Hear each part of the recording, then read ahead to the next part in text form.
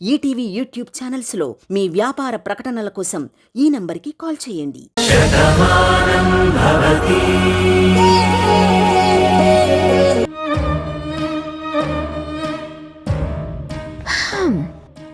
ఏంటి బాను, ఏడ్చి ఏడ్చి కళ్ళల్లోని లింకిపోయినట్టున్నాయి. కన్నీళ్లతో ఇంతగా తడిసిపోయావా? అసలు నువ్వు మనిషివేనా? నేనెప్పుడైనా నీకు అలా చెప్పానా? రాక్షసుని అని నీకు తెలుసు కదా. నాకు ఫీలింగ్స్ ఉంటాయి. నీ ఫీలింగ్స్తో నాకేం సంబంధం ఉండదు. ఆయన భాను, నువ్వు భయపడ్డావు, నాకది చాలు. అది తలుచుకుంటేనే మనసు ఉప్పొంగిపోతుంది. ఆ కొన్ని గంటలు నువ్వు పడ్డా నరకాన్ని తలుచుకుంటేనే నాకు పిచ్చి సంతోషంగా ఉంది. గడుస్తున్న ప్రతి నిమిషం నీకు నరకాన్ని తలపించింది. అది చాలు, నాకు పట్టలేనంత ఆనందాన్నిచ్చింది. నీకు నిజం చెప్పనా భాను, ఆంటీకి నువ్వు ఫోన్ చేశాను అనుకున్నావు కదా, చేద్దామని డయల్ చేశాను. కానీ అప్పుడే ఎందుకో జస్ట్ నీతో ఆడుకుందామనుకుని గ్రీన్ బటన్ కి బదులు మళ్ళీ రెడ్ బటన్ నొక్కేశాను.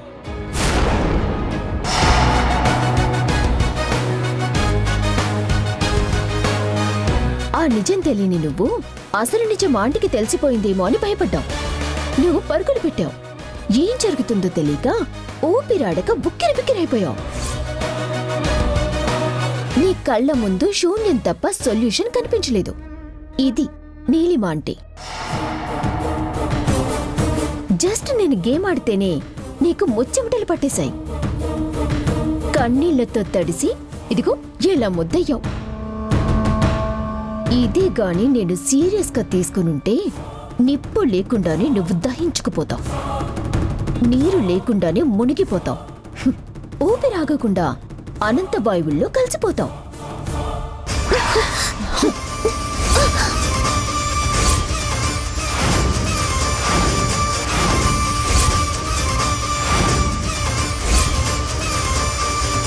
ఏంటి, భరిస్తున్నాను కదా అని ఇంతలా భయపెడుతున్నావా? నేను సహిస్తున్నది నాకేదో అవుతుందని కాదు, నువ్వు చెప్పే నిజం వల్ల ఈ కుటుంబం వల్ల కల్లోలమవుతుందని, నా వాళ్ళందరూ బాధపడతారని, వాళ్ళ సంతోషాలు దూరం అయిపోతాయని. అందుకే భరిస్తున్నాను. నా కుటుంబం కళ్ళల్లో ఆనందం చూడ్డానికి నా కళ్ళల్లో కన్నీళ్లు కనిపించకుండా రోధిస్తున్నాను. కానీ ఈరోజు నువ్వు చేసిన పనికి నేను పడిన నరకం అంతా ఇంత కాదు. దాని ముందు చావు కూడా చాలా చిన్నదనిపించింది. ఇంకా బతకడం భారం అనిపించింది. ఇంకొకసారి పిచ్చి పిచ్చి వేషాలు వేశావంటే నువ్వు నిజం చెప్పడం కాదు, నిన్ను చంపి పాతరేసి ప్రపంచానికి ఏమైపోయావో బయటికి కూడా రాకుండా చేస్తాను. ఏమనుకున్నావు? చూడు భాను, ఇలా ఆవేశపడితేనే ఈ రోజు నీ పరిస్థితి ఇలా అయ్యింది. కంట్రోల్ చేసుకోకుండా కంట్రోల్ తప్పావనుకో అందరికీ నిజం చెప్పవలసి ఉంటుంది. జాగ్రత్త. దానివల్ల నాకు పోయేదేముండదు, నీకే కుటుంబం మొత్తం పోతుంది. ఆవేశాన్ని తగ్గించుకో. మళ్ళీ జలుబు చేస్తే ఏడవటం కష్టంగా ఉంటుంది. ముందు తల తుడుచుకో.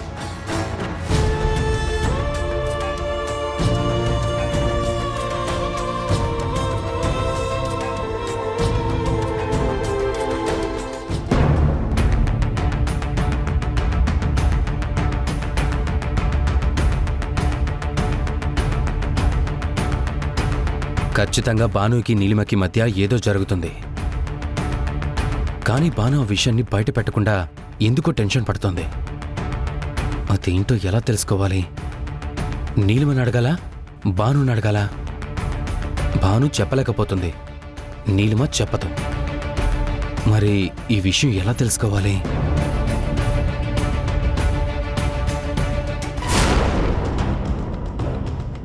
ఏంటి నీలిమ, భానుని అప్రిషియేట్ చేయడానికి వెళ్ళావా? నీకెందుకు అలా అనిపించింది? లేకపోతే నీకు పడని భాను గదిలో నుంచి వస్తున్నావు అంటే దాని అర్థమేంటి? పొగట్టానికే వెళ్ళక్కర్లేదనుకుంటాను. ఇప్పుడు భానునేమైనా అనే సీన్ నీకు లేదనుకుంటాను. ఇంతకీ నేను భానుని పొగుడతానని నీకెందుకు అనిపించిందో తెలుసుకోవచ్చా? ఏముంది, హాస్పిటల్లో భాను చాందినికి వెల్కమ్ చెప్పిన తీరు గురించి అందరూ గొప్పగా అనుకుంటున్నారు కదా. మా బాను నువ్వు చాలా తక్కువగా అంచనా వేశావు.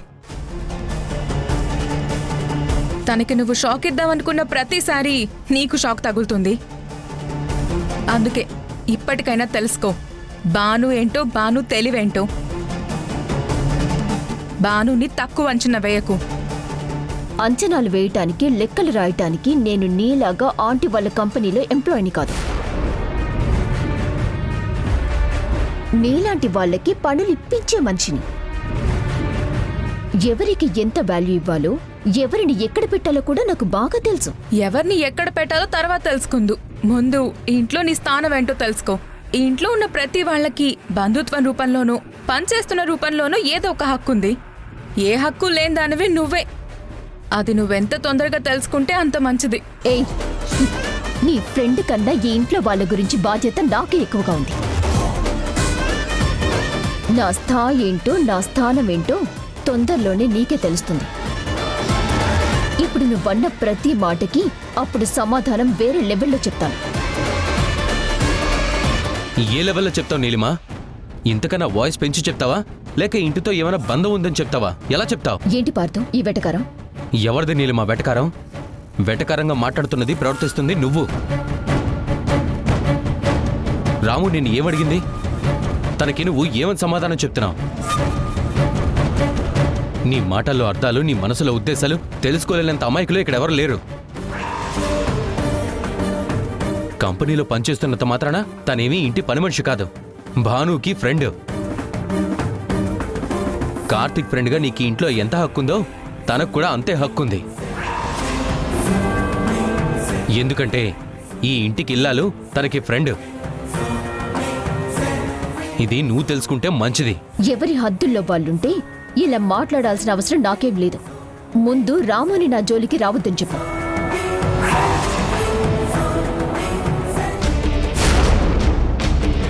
ఎందుకు రాము తనతో అనవసరంగా గొడవ పడతావు? లేదు పార్థు, నీలిమ బానునేదో ఇబ్బంది పెడుతుందని నా అనుమానం. దీనికి బుద్ధి చెప్పాలి.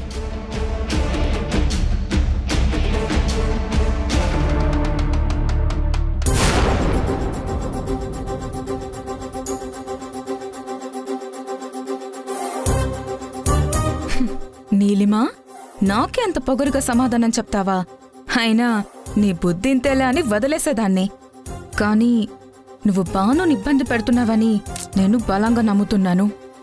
నా స్నేహితురాలు నాకు చెప్పకపోయినా తను బాధపడితే నాకు తెలిసిపోతుంది. ఈ ప్రపంచంలో తనకి బాధ కలిగించే ఒకే ఒక వ్యక్తివి నువ్వే. నీకు ఎలా బుద్ధి చెప్తానో చూడు.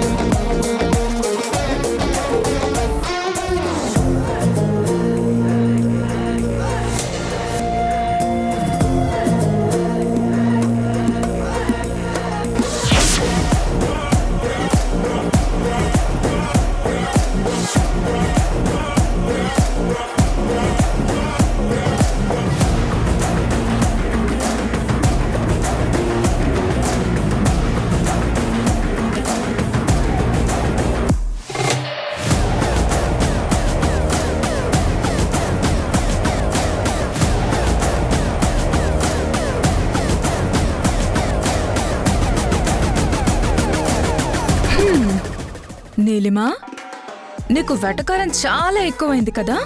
మనుషులంటే లెక్క లేకుండా పోతుంది. అందులోనూ బాను బాధపడుతుంటే నువ్వు మరింత ఆనందపడతావు.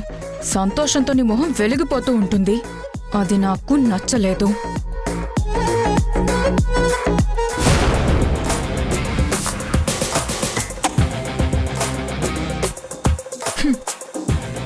ఈ ఫేస్ వాష్తోనే కదా రోజుకి 10 సార్లు నీ ముచ్చు మొహం కడుగుతావు.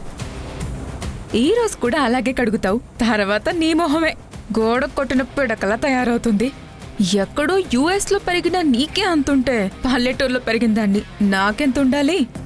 మమ్మల్ని ఎవరన్నా ఒక్క మాట అంటే కారపు నీళ్లు కళ్ళల్లో కొట్టి మరీ సమాధానం చెప్పేవాళ్ళం. దురదగుంట రసం ఇందులోకి ఎక్కిస్తే దాంతో నువ్వు మొహం కడుక్కుంటే నీ మొహం అంతా దురద మంటలతో పిచ్చెక్కిపోతుంది. నీ మొహాన్ని నువ్వే దెయ్యం బకురుకున్నట్టు బకురుకుంటావు. అప్పుడు నీ మొహాన్ని నువ్వే చూసుకోలేక భయంతో చచ్చిపోతావు. ఏం జరిగిందో ఎలా జరిగిందో తెలియక పిచ్చెక్కిపోతావు.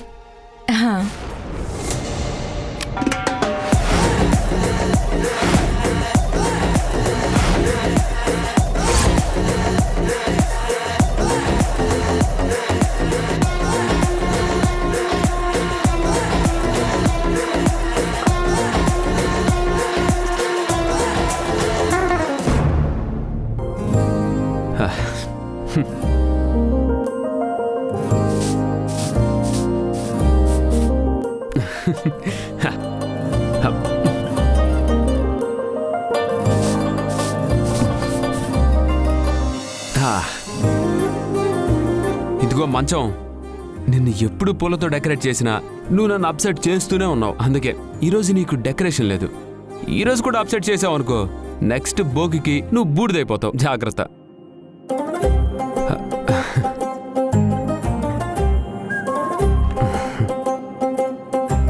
భాను, ఈ కిళ్ళి తింటే నోరు పండుతుందంట. ఇది చెరిసగం తిని నోటితో పాటు జీవితాన్ని కూడా పండించుకుందాం. నువ్వు నాకేదో చెప్తానన్నావు కదా, ఆ న్యూస్ ఏంటో నాకు తెలుసు. అది గుడ్ న్యూసే. ఈరోజు మనకి జరగబోయేది గుడ్ నైట్.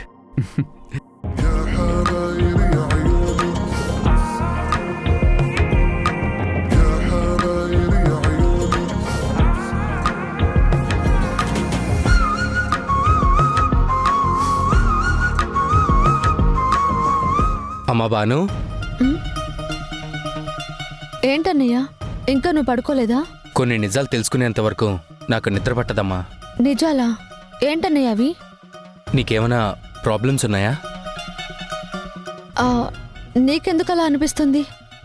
కొన్ని సందర్భాల్లో చెప్పలేకపోయినా అలా తెలుస్తుందమ్మా.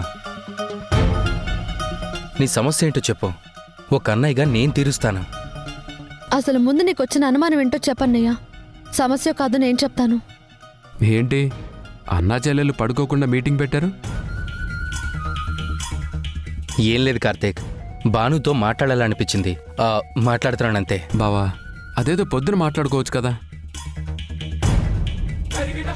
నువ్వు ప్రమోషన్ కొట్టేశావు, అందరూ నిన్ను హీరోలానే చూస్తున్నారు. నువ్వు రియల్ హీరో కదా. ఎక్కడా, ఇంకా మీ చెల్లి కరుణించాలి కదా.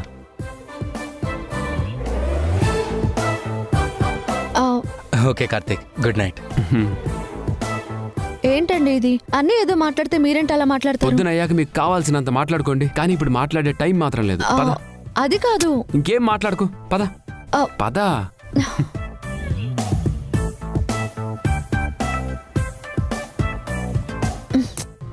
ఏంటండి ఇది?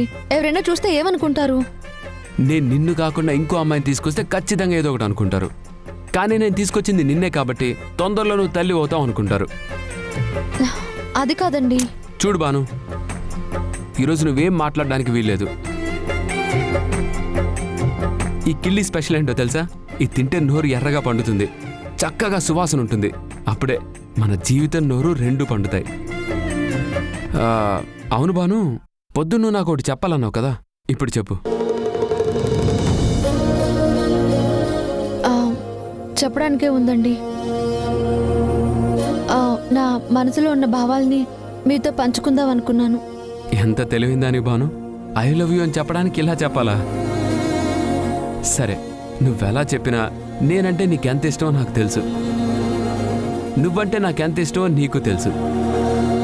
ఈరోజు మన ఇష్టాలే మరింత ఇష్టంగా మారతాయి, రేపటి తరానికి నాంది పలుకుతాయి.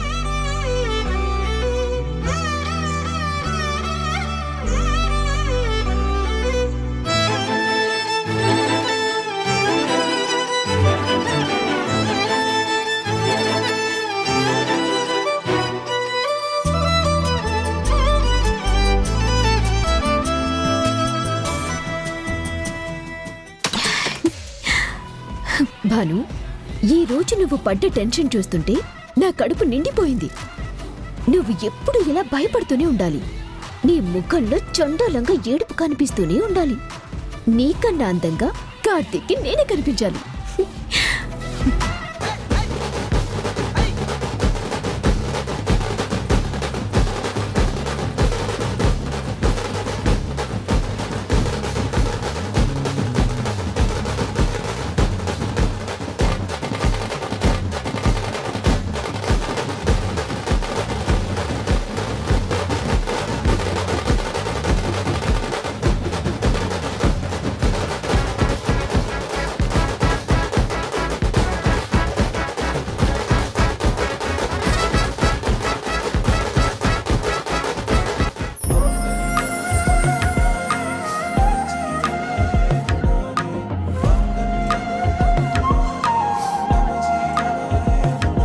హే నెచ్చలి నెచ్చలి వచ్చి విసిరినది వెచ్చని వెచ్చని వల, ఏ ముచ్చటగా నన్ను గిల్లిగిచ్చినది కళ.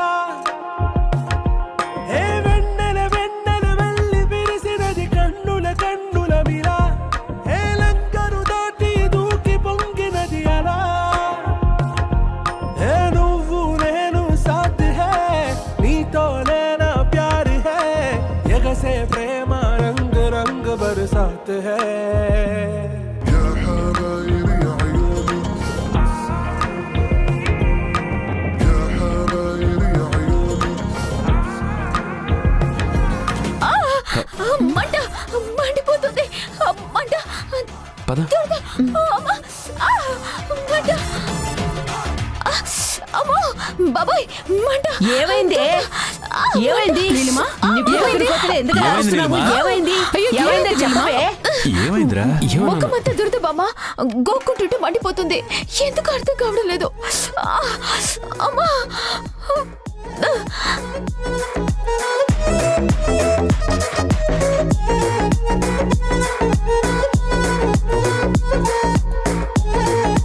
ఏమైందమ్మా? ఏం రాసావు? ఇంతవరకు బానే ఉన్నావు కదా, అసలు ఇంతలోనే ఏమైంది? ఒకవేళ ఫుడ్ పాయిజన్ అయినా బాడీ అంతా ఎఫెక్ట్ చూపించాలి గానీ ఓన్లీ ఫేస్ మీదే ఉందేంటి? ఏంటమ్మా ఏమైంది? మొహానికి ఏమైనా రాసుకున్నావా? లేదంటే అంత సడన్ గా ఇలాంటి రియాక్షన్ ఎందుకు వస్తుంది? అబ్బబ్బబ్బా, ఏంటి ఈ ప్రశ్నలు? ఒక పక్క ఈ దొరదతోనూ మంటతోనూ చచ్చిపోతుంటే మీ ప్రశ్నలతో చంపుతున్నారు నన్ను.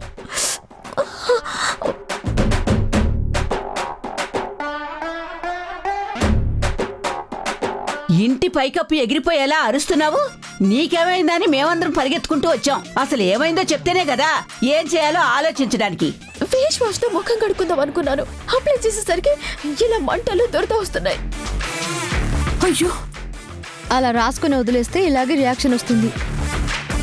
వెళ్ళి మొహం కడుక్కో. దానికి ఇంతలా అరవడం ఎందుకు? ఏంటి వెటకరంగా ఉందా? నేను ముఖం కడుక్కొని ఇక్కడికి వచ్చాను, ఆయన తగ్గడం లేదు.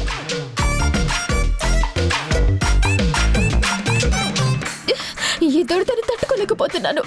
ప్లీజ్ ఎవరైనా చెయ్యండి. రెమెడీ ఏదైనా చెప్పండి. అబ్బా.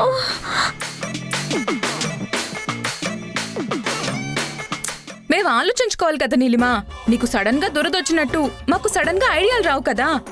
ఎప్పుడు కన్నింగా నవ్వుతూ ఉండే నువ్వు ఇలా విలవెల్లాడిపోతుంటే చూడ్డానికి బాధగా ఉన్నా మేము ఆలోచించుకోవాలి కదా.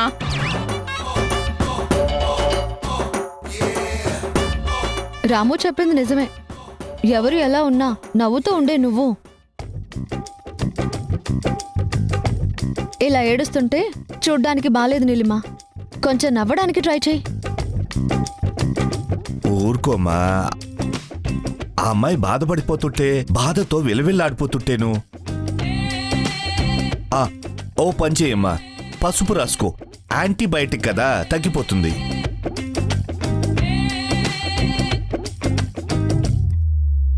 పసుపు కన్నా వెన్న మంచిది.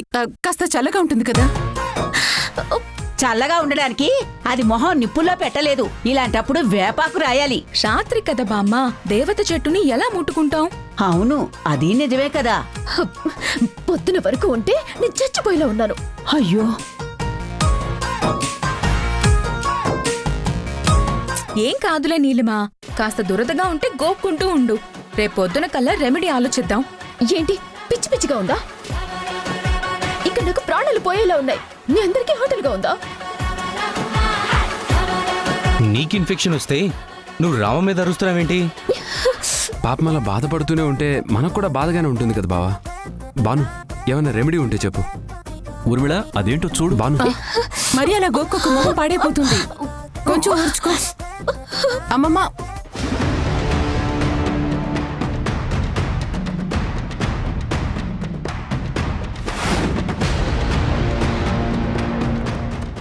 ఏంటన్నయ్యా, అయినా నీకెందుకు వచ్చింది అలాంటి అనుమానం? హాస్పిటల్ టెర్రస్ మీద నీలిమతో మాట్లాడటం సీసీ కెమెరాలో నేను చూశాను.